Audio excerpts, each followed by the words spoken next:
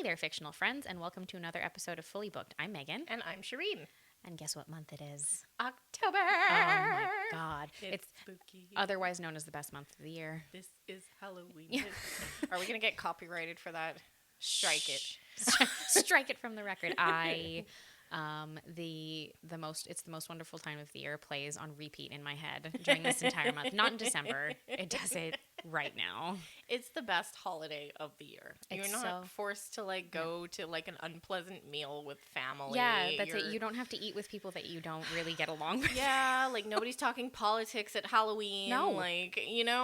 There's none of that stuff. Nope. Or a family obligation that nobody wants to go to. Absolutely not. No gift giving that you don't want. Nope. No, you get candy and you get spooky. Yeah. Oh my god, it's the best fucking thing ever. You can go get scared if you want to. You can keep it cute if you want to keep it cute. If you're not the kind of person who loves that, this holiday gives you some of everything, and everything's black and purple, and it's got the best aesthetic of all really of them. Does. And I will be taking no notes on that. So. If you disagree, if you've not been here before, then people might not know how much of a horror and Halloween lover I am, just as a human being. But now you know. So, unsurprisingly, for the entire month of October, we are talking all things horror, and I think we decided to keep it kind of broad. Yeah. So that we could talk about a multitude of different, kind of subgenres and different aspects of horror, both in literature and film and things like that, with adaptations and stuff. This is very much Megan's wheelhouse, Hey-o. So she's leading the charge. Yeah. I'm here for commentary and humor. Yes, you're the plucky comic relief. I'm the cute side of Halloween. I'm not. Okay, so I figured we would kick things off by talking about the fact that over the past decade, so I did keep it to the past decade, we know that there have been tons of really fantastic horror adaptations for actually a number of years, but I do feel if you looked back maybe 30, 40 years, they were a little sparse in terms of good adaptations of horror works, whereas the more time goes on, the more focus there is on actually kind of staying true to the source material and having the capability, and sometimes really good writers working on projects and things like that really care about adapting these works of horror literature correctly. Well, I think there's something to be said about a rise in popularity of perhaps our generation. The older we're getting, millennials, the more we're into the spooky-ooky and the horror side of things. And so perhaps they're getting bigger budgets. That is possible. It's true. And I think it's lent itself very well to the landscape of horror as a whole. And it's just really opened the door to a ton of filmmakers and teams of people who have created these really fantastic adaptations, some of more classic stories, some of newer things, but all of them, there have been so many, and I narrowed it down to 10 because I figured the past decade will do. That physically hurt you. Yeah, it did. I can't rank them ever because we know I'm terrible at that, but I did put together a list of, in my opinion anyway, the best horror adaptations of the past decade. Nice. So basically we're talking about anything earliest will be 2015 up until this year, 2025. Oh God, I can't believe 2015 was 10 years ago. Don't think about it too much. It'll make you feel old. It's not even that it makes me feel old. It's just that we had this weird pandemic in the middle. Yeah, I know. Which made everything feel 10 times longer, but also 10 times shorter. There were 3 years that I've forgotten existed. Oh, yeah. And I'm what did I do between 2020 and 2023? I don't remember. No idea. Absolutely no idea. No, that's it. The cat's trying to jump up on the table. He's trying to drink my Starbucks. Mooncake, you're going to knock the chair over. Okay, let's kick things off, because if not, we'll be here all day just talking about the idea of horror adaptations in the first place. Fair. Okay, so kicking off my list, and I did do a mix of film and TV adaptations, because television's really opened and streaming's really opened a lot of possibilities that way, so that I think has lent itself incredibly well to this. So kicking things off is the adaptation of The Haunting of Hill House, which was released on Netflix in 2018. It consisted of 10 episodes in its entirety. It's based on Shirley Jackson's 1959 novel of the same name. And the adaptation follows the Crane family through multiple different timelines as they experience kind of paranormal events at Hill House, both in their childhoods and then in their adulthood when they have to kind of reconfront their trauma and the previous experiences that they had. It's like, he was already doing quite a bit in the horror space, but I would say this is the project that launched Mike Flanagan into like the stratosphere of horror for like a mainstream audience as well, because even if you speak to people who maybe don't consume horror on a regular basis, they watch this show. Definitely. It is so good. It is so good. And what I loved about this one, now it's been a minute since I watched this show, and like side note, I'll say for this episode, I actually don't know any of the ones that Megan chose for this, so I'm just kind of going in blind here. Yeah, we're going in surprising, but I will say, the only, I guess, indication I'll give you is you've seen almost all of these. You've seen most of them. Right. I think maybe a couple no, but that's good. Yeah. But what I really loved about The Haunting of Hill House is, personally, I love Shirley Jackson. Yes. I think she is a fantastic writer, and the fact that a lot of her stuff is from like the 50s is just amazing and to me. It just has this like gothic tone to it that speaks to a different era. You would think that she wrote these in like the 1840s. Oh, but it's like old style, like Americana, fabulous. Like gothic. Oh, it's fabulous. It's so good. Yeah. So that's like one thing, and then you add in Mike Flanagan and all these amazing actors, and this was just, I couldn't take my eyes off this show. Oh, it's incredible. I was like, at first I went into that blind as well, because you know me, I like to do that. Yeah. And I was just like, wow, like, oh shit, yeah, I've read this book. Yeah, this is awesome, you know? And I will say, like, obviously, it deviates from the source material because it does, the characters are all like part of the Crane family, whereas in the original novel, they are like paranormal investigators who are investigating the events that took place at Hill House, all that kind of stuff. But it's modernized and adapted in such a wonderful way. It is seamless the whole way throughout, whether you're looking at like the childhood side of things, the adulthood, and kind of like the way that those two storylines converge is so fantastic. Everyone is incredible in this. Yeah. Mike Flanagan seems to be one of those filmmakers who fosters insane performances from his cast, which also I can definitely see as well how he fosters an environment in which he regularly has returning cast members in his stuff, because if he got something like that out of me, like what any of this cast manages to do, I would want to work with him on every project forever. For sure. And I think, you hit the nail on the head there. He did a fantastic job of adapting something that was older and making it his own 100%. And more modern. And I think without insulting anything from the source material, like without insulting Shirley Jackson's original idea and her original story. And it is incredibly difficult to do so that. Hard to do that. And I think that with some of the upcoming adaptations this year, like things like Frankenstein. I can't fucking wait. God, I can't wait. One that's gone now. It's okay. But Wuthering Heights. Wuthering Heights, yes. But like next year, yeah. That's not a horror, but like classics that, they've been done. Done and redone. Done and redone, yeah. But these, filmmakers, these actors, as long as there's love for the source material, I personally don't mind them making it their own. No, not at all. Why not? Not at all. Art is subjective. Agreed, 100%. Yeah. Okay. Moving on to the second one. This is an incredibly recent release, so I've put it on the list, but you have not seen this. Oh. It's The Long Walk. Oh, I have not seen this. No. So The Long Walk's based on Stephen King's 1979 novel of the same name. It was published in 79. It was not the first book of his that was published. That was Carrie in 74, if I'm not mistaken.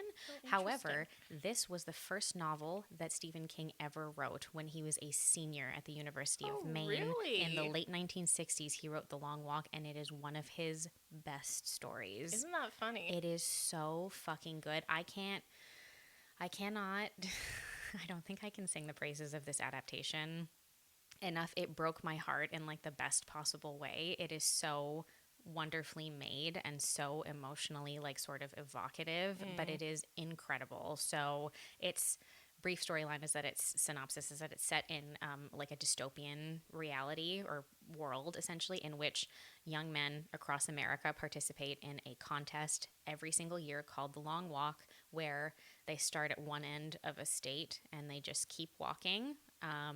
If whoever the last man standing is at the end of it, there are no breaks. There is no way of stopping. The only way what will happen if you stop or slow down, you have to maintain a speed in the film of 3 miles per hour. If you slow below that, you get 2 warnings, and your third warning, you will be killed. And let me ask you, Megan, because I don't know anything about this. I saw the trailer for it, but I didn't know the book or anything. A couple of questions. First one, is this the first adaptation they've ever done of this? Yes. And then the second question is about the story you just mentioned. Is there, like, what is the reason why they take part in this? So there is the possibility to win a massive prize. Okay. Whoever the last person is standing at the end of the long walk will win both. In the film, there's a very large cash prize involved, and this is in a world that is post some sort of like large war that has taken place. Now, keep in mind as well that King wrote this at the height of the Vietnam War. Oh, right, okay. And so there's an element of that kind of woven into the story that you can see as well.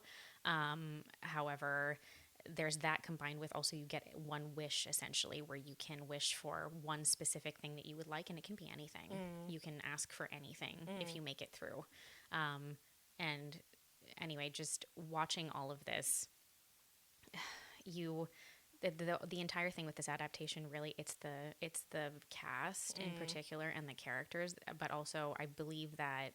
So Arthur and I went to see this when it came out, and we talked about it because we have another podcast that we're doing kind of as like, I'm shamelessly plugging it, called Gravetone. If you guys are interested in horror, you can check that out. But we went to see the film, and both of us were like in love with it. I think I cried like 4 times while we were watching this movie. I cannot watch this movie. You should though. Fuck, it's so I know good. Dan really wants to watch it. It's so good, and it's the entire thing that what really makes this adaptation work is the cast, the chemistry between them, the writing, and also I do feel like the idea of like a dystopian reality where people are desperate and feel the need to go and do this, and it's all overarchingly run by like the government and the military.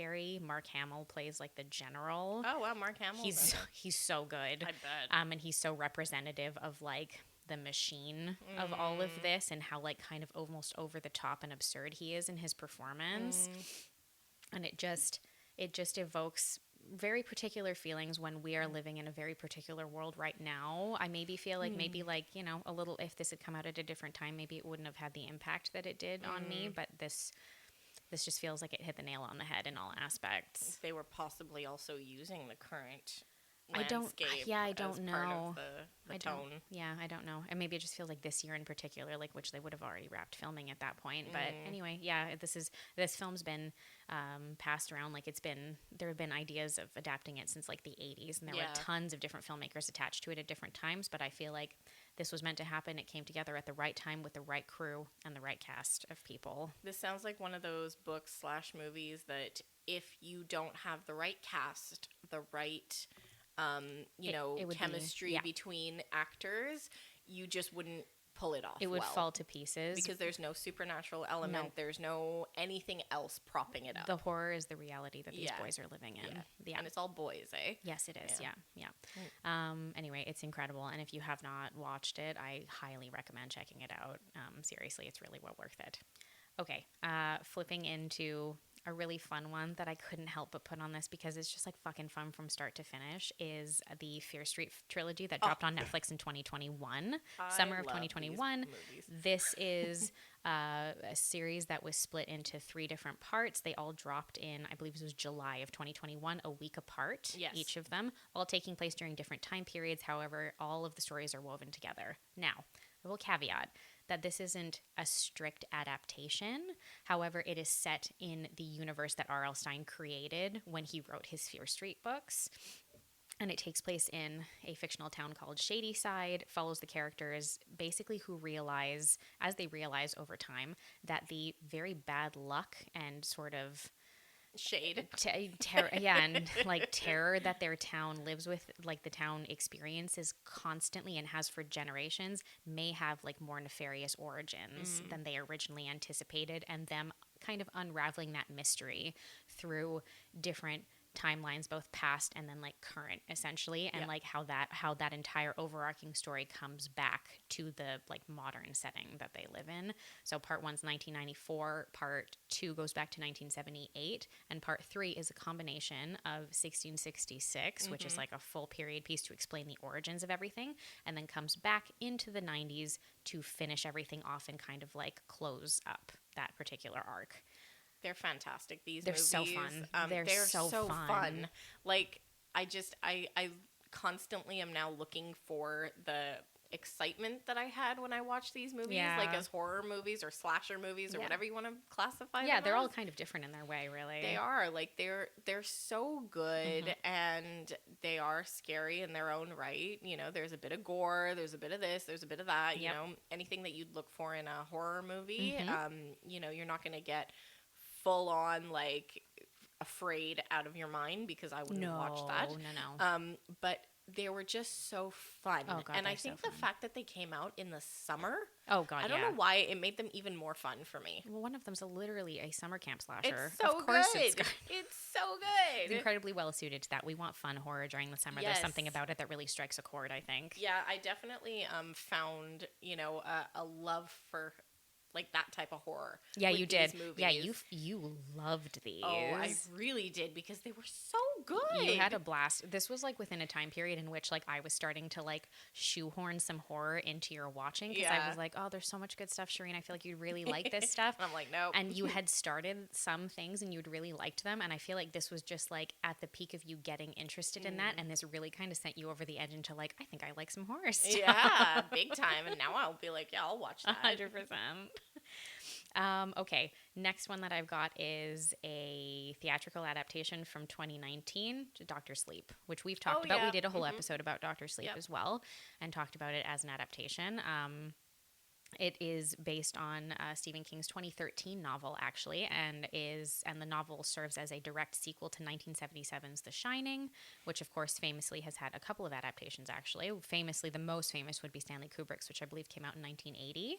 And With Jack Nicholson. Yes, exactly. And then also in the mid or late 90s, if I'm not mistaken, it did get a miniseries adaptation, which King was much more involved in and liked a lot more, because it stuck much closer to the idea behind the story that he originally created. And he wrote Dr. Sleep ages later. Like I said, you know, the original was published in the 70s and this one came out in 2013. So this is decades later, re-examining the idea of past trauma and the idea of how it can kind of follow you, you know. Yeah, but Dr. Sleep...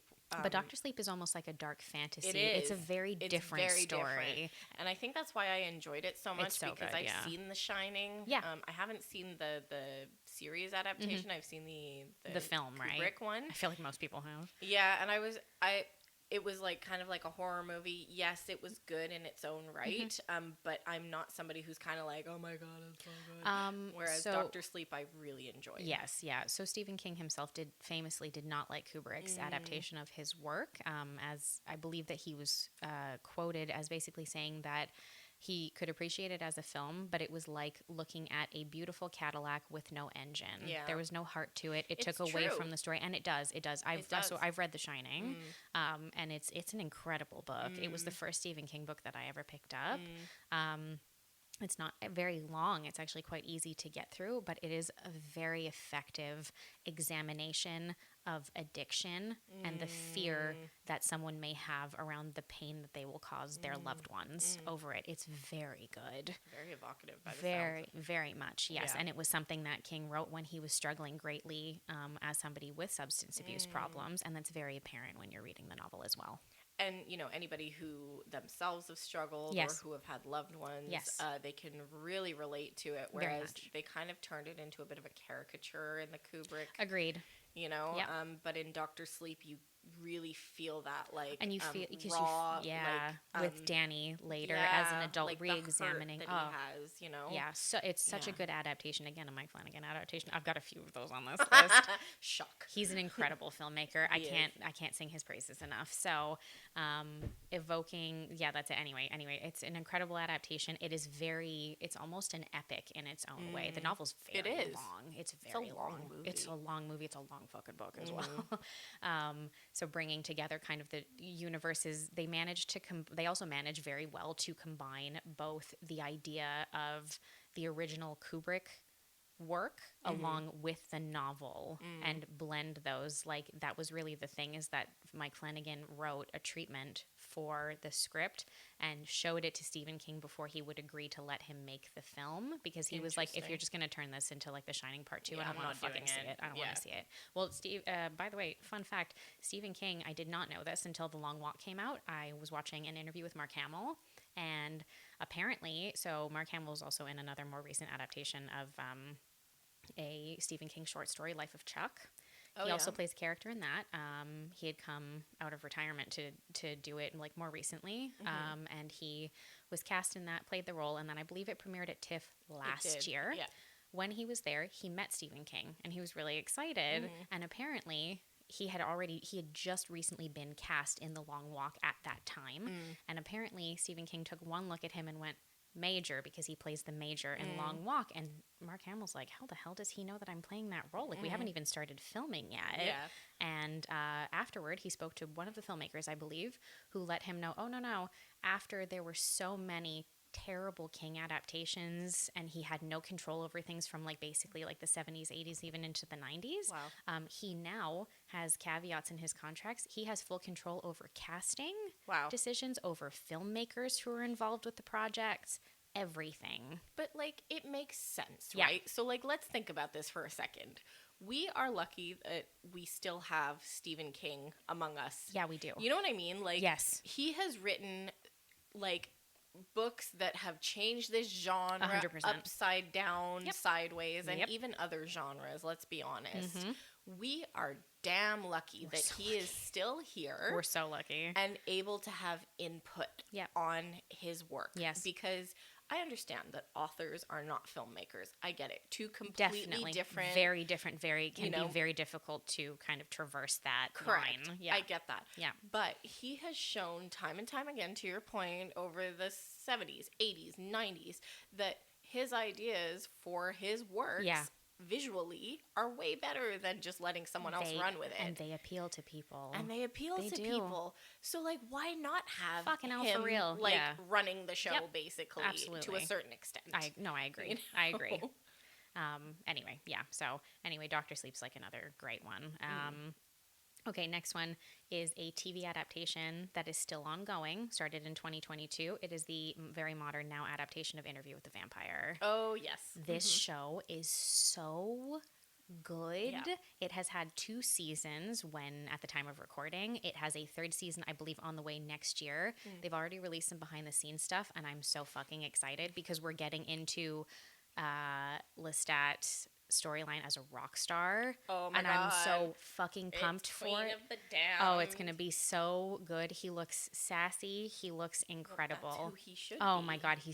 Okay, Sam Reed is the actor who plays Lestat. He is Lestat. So fucking good. He is Lestat. Oh, it's incredible. So, Interview with the Vampire, for people who might be like, I don't know, less in the know for whatever reason, if you've never come across it, is based on Anne Rice's 1976 novel of the same name, which I always think it was published later. It was a while ago. No, I always think it was like earlier than that. I always think it was 80s. I don't know why. In my head, it's in the 80s. But anyway, she published it in 1976. It was the kickoff to what became her Vampire Chronicles series, excuse me.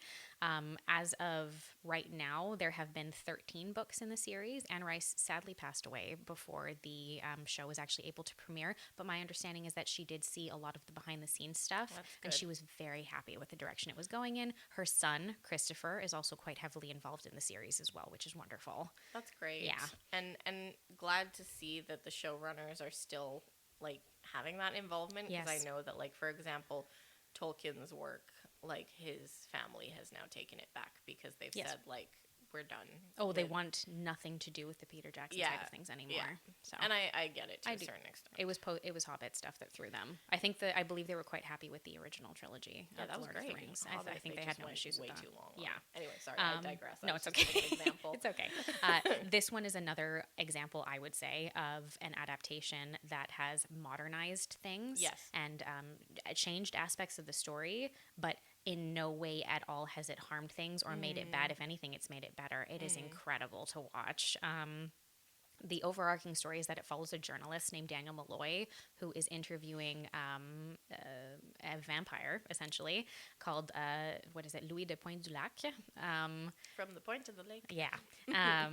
About his experience as being a vampire, as being like a member of the undead, essentially. And now the original story, of course, only takes place in one setting in the original interview, whereas the series ties in flashbacks of the original interview that took place in the 70s and now brings us to modern, like right now, in which Daniel is visiting with Louis again and revisiting those ideas, essentially, and taking things in a different direction. This show is incredible. It is so fucking good. For anybody who's not aware, the reason why they did it that way is because there was another movie adaptation made in the 90s. The Brad Pitt, Tom Cruise mashup. Yeah. Which I don't care what anyone says. I don't like it. I did not like. I don't like Tom Cruise. It's bloody boring. I have no patience. The only good part of that film is Kirsten Dunst. I was gonna say, plays Claudia. She's incredible. She was incredible in that movie. But did not like Tom Cruise as Lestat. He was just crazy. Tom Wasn't Cruise. a big fan of Brad Pitt as Louis either. Wasn't a big fan Antonio Banderas. This was one of his first English speaking roles. He as Armand. That's right. Not great. Did not love that. The Armand in Interview with the Vampire. I don't think you've seen most of the show, eh? No, I've seen the first season. Okay, so there's more in the second season with that. The Armand in the TV show.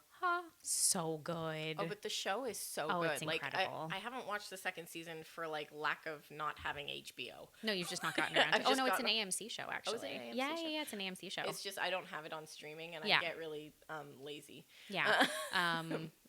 Anyway, whatever. I will tell you though, if and when you get around to it, it's better than the first season. Seriously, it's so good. And I should plug as well, Anne Rice being a woman. Yeah. And like being one of the pioneers of this genre, with like vampires, with like vampire fiction, and it's very sensual. Like there's a lot of sensuality, and there's a lot of in the novel a little bit more like undertones of homosexuality. On the TV show, luckily, we live in a modern world. Love that. So it's very out in the open, and we're able to explore the relationship between Lestat and Louis a lot more, which I find is really cool. And I have rarely seen a couple on screen with better chemistry. Damn. Yeah. Well, I will say that now you've said the third season is about his rock star days. I'm going to have to watch the second season so I can get ready for season 3. Catch up and get ready for it. I'm going to let you listen to, they released a snippet of a song because Sam Reed's been singing for this, like he's like prepping for this by actually like singing original songs that they've written for it. I'm so fucking pumped. It's going to be so good. Okay. Next in line. So this one, you haven't seen this, and I actually did not know when I first watched this movie that it was based on a book. I found that out while I was doing some research like a while back. This is a film it was a theatrical release, I believe, called Berlin Syndrome. This film came out in 2017. It's based on a 2012 novel by an author named Melanie Jordan. This is a film that follows, this is a story, I should say, that follows a backpacker, essentially, and a photographer. Her name is Claire. She's basically backpacking through Europe. She's from Australia, and while she's there, she meets a man in Berlin who, his name is Andy. They have this kind of really instant connection and an attraction to one another, and they decide to spend the night together, and they spend basically all of the following day together as well, and they seem to have like a really good connection, like a very genuine connection, and are very attracted to each other.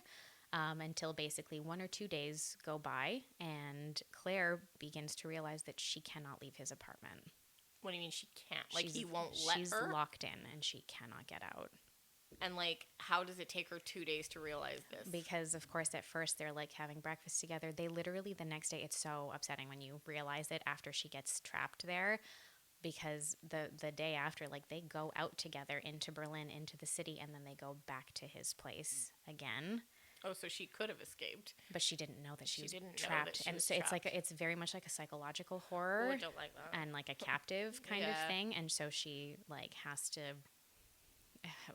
find her way through dealing with that and fight to find a way out of his place. See, I struggle with this type of horror because it's like this is something that could actually happen. Yeah. And I really don't like it. This is the type of horror that I will say, like, not that I like it more, but I guess for me is more effective horror because it feels closer to reality. So like when Arthur and I watch stuff, he gets really freaked out by like especially possession stuff. It freaks him out. He doesn't like demonic possessions and like those types of things. It really freaks him out.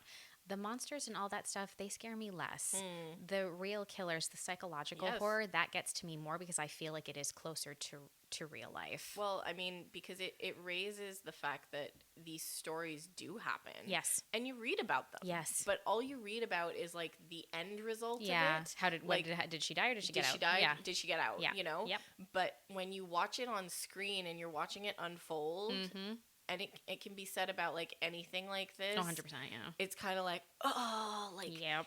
anybody could fall for this. I could fall for this, you know? And it's really jarring, and it makes me extremely uncomfortable. I know. And it's just not for me. Yeah, it is. It's kind of a rough watch, but it's very well done. Claire is played by an Australian actress named Teresa Palmer, who's actually been in quite a bit of stuff. I think maybe people in the fantasy circuit would have seen her in the Discovery of Witches TV show. She plays the lead character in that. She's been in a bunch of other stuff as well, but she's quite good. I like her a lot. So have I seen that show? But it's anyway, it's a good film. It's one of those like kind of more indie, kind of under the radar, but it's like a very effective horror film, which I appreciated. Okay, I won't linger on this one too much because we're going to be talking about it later in the month, but it's It. Oh, of course. Obviously. Of course. Yeah. This, I want to say, is probably one of the best Stephen King adaptations I've ever seen in my life.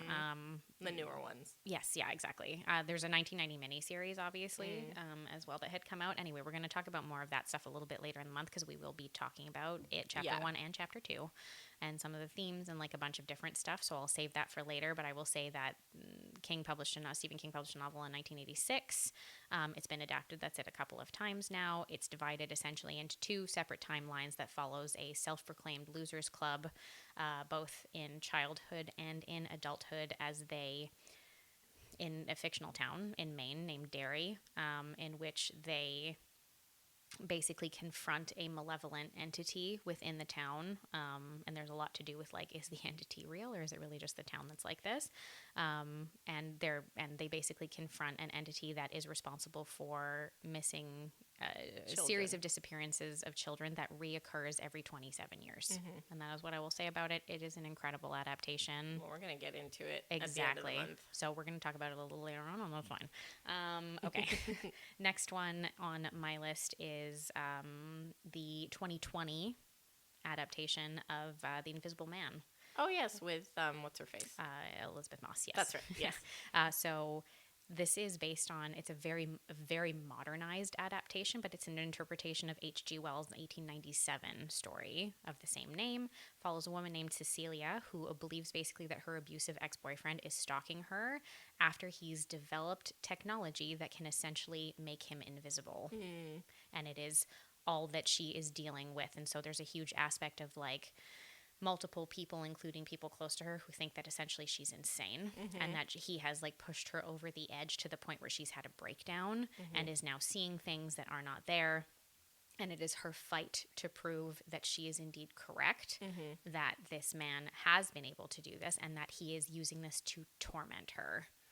Yeah, this one's an interesting one because of the modernized take on it. You know, the adaptation being more modern. Yeah, obviously, very like much. the 1896 version did not have a technology No, that stopped. in the original story, he it's a potion that he's created That's that turns right. him invisible, and then he can't turn back, and he's like, "Wow." Yeah, very different. It's very different. But this one was interesting because it just kind of lends to the fact of, you know, women saying that this is happening to them and nobody believing them. It's like a very good adaptation to have in the 2020s because it's just very much something that's very timely, and it's an exploration of trauma. It's an exploration of domestic violence. So do be aware of that if you've not watched it. Obviously, it could be triggering for people, so keep that in mind. But there are really, like, on top of the performances, visually, it's so interesting to watch. Yeah. It's it all takes place in a house, doesn't it? Most of it does. Yeah. But there are bits and bobs that there's like there's a whole set piece in a hospital. That's right. And then in the very large house that Adrian, her boyfriend or ex-boyfriend, does live in as well, which takes place towards the end of the film.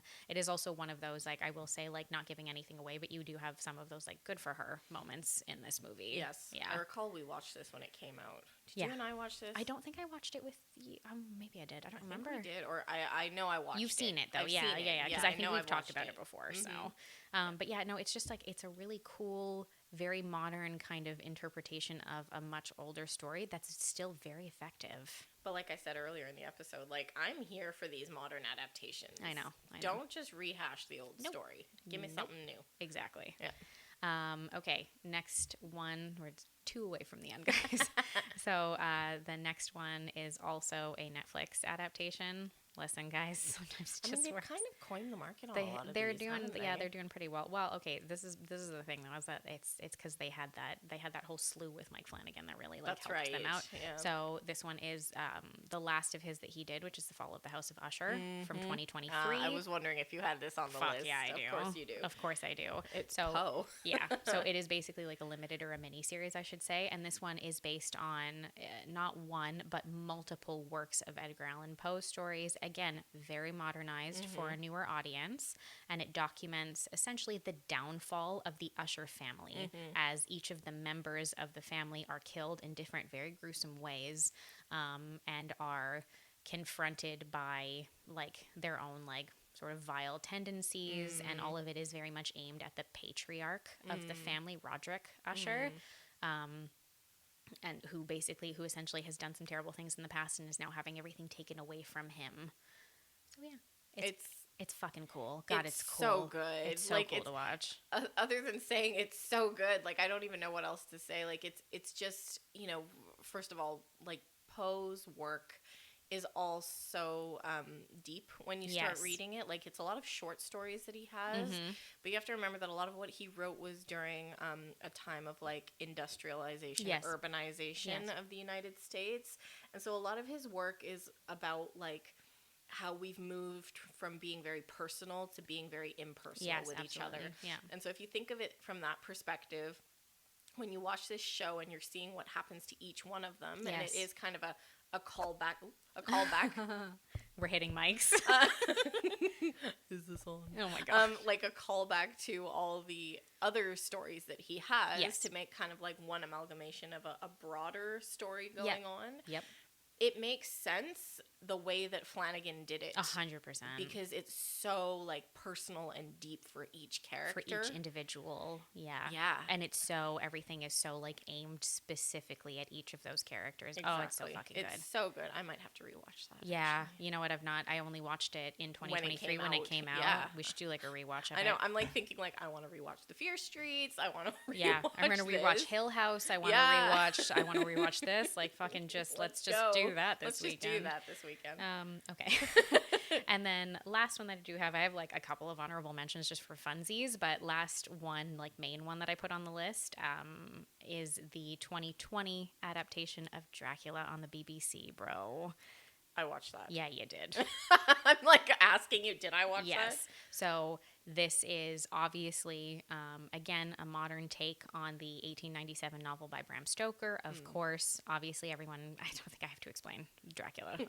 People know. Who's Dracula? Who's that? Anyway, it's split into 3 episodes. It follows, obviously, the titular character of Count Dracula from his sort of origins in Eastern Europe all the way through to a more modern Britain, actually through like several hundred years essentially, and the people that he comes into contact with and like the different ways that he wreaks havoc to a degree, but it also examines him from a much more human perspective than we're often given.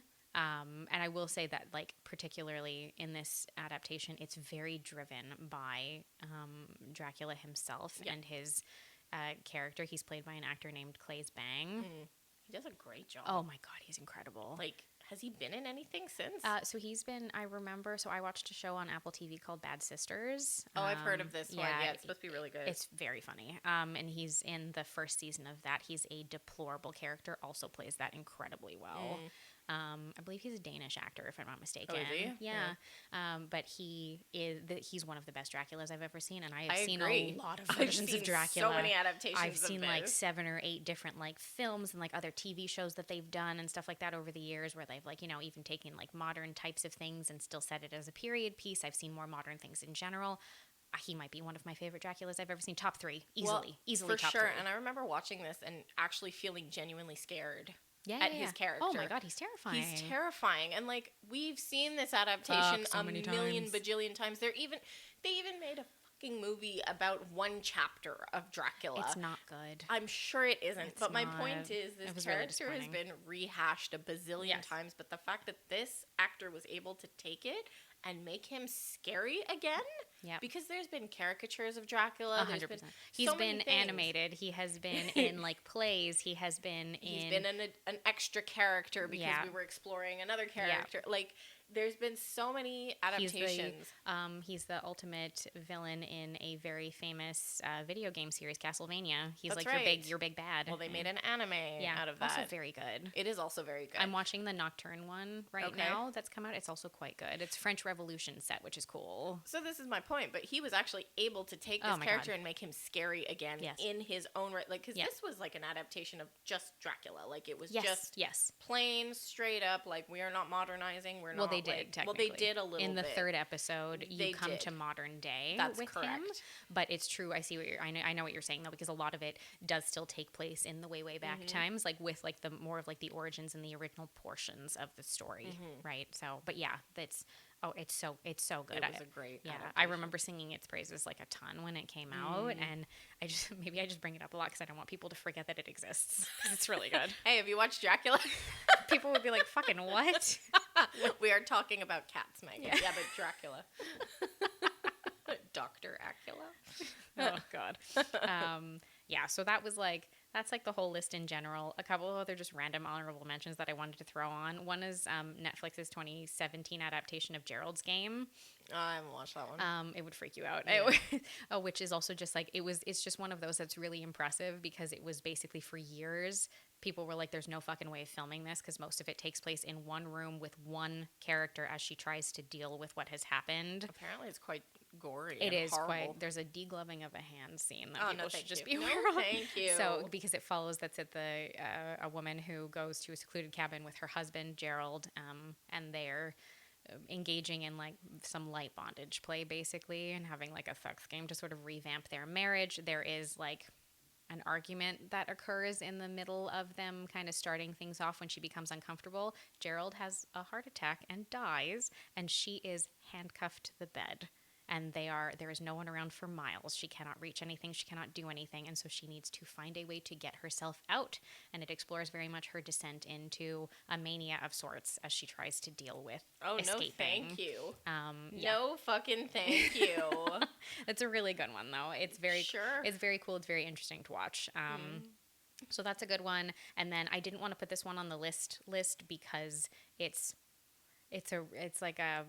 an adaptation, but the original film was an adaptation that shouldn't have been made, so then they did a modern one. Anyway, it's Nosferatu from 2024, but because like technically, right, Nosferatu, the original 2022 film, was an unauthorized adaptation of Dracula. Which Bram Stoker's widow was fucking mad about when they took it, ran with it, and German one, right? Correct. Yeah, that's it. So they took it, ran with it, and made it into. They changed names essentially, and then tried to make it into like a slightly different film. So that was like its own kind of interesting thing. It's still like an iconic film, but that was like, it did have like a lot of like, behind the scenes issues, obviously. And then Robert Eggers remade the film in 2024, which is just like, man, if you were like a gothic girly, this movie is. Lily Rose Depp was fabulous in this she's one. so good. Everybody's incredible in this movie. Yeah, I've seen it. I watched this, I think. It is very... Did I watch this? I watched this. Okay. I know I did. Okay. Because who played Nosferatu? Bill Skarsgård. That's right. I did see this. Yeah. It's very atmospheric, very dark, very gray, very Robert Eggers, really. So, but I didn't want to put it on like the list because it's like a quote unquote adaptation, with big quotation marks. Difficult one to. Yeah, exactly. Fair enough. Anyway, so that's the whole list. I think all we can agree on is that we've had some fucking bangers in the last 10 years. We really have. Like, we have, like, taken it to the next level. I agree. It's really, really fucking good. So I'm really pumped to kind of see, like, what's coming down the pipe, what will be happening. We're getting more Stephen King because Mike Flanagan's filming his Carrie TV show right now. So that's going to be interesting to see. What's this going to be, the fourth adaptation of Carrie? Something like that, yeah. Yeah. Because there have been a few. So we're going to get a bunch more of that. But anyway, if I missed any, feel free to let me know on any of our socials. Instagram, TikTok, Threads, Blue Sky. We're at Fully Booked CA. But until next week, guys, and more horror coming down the pipe, keep on reading. Thanks, everyone.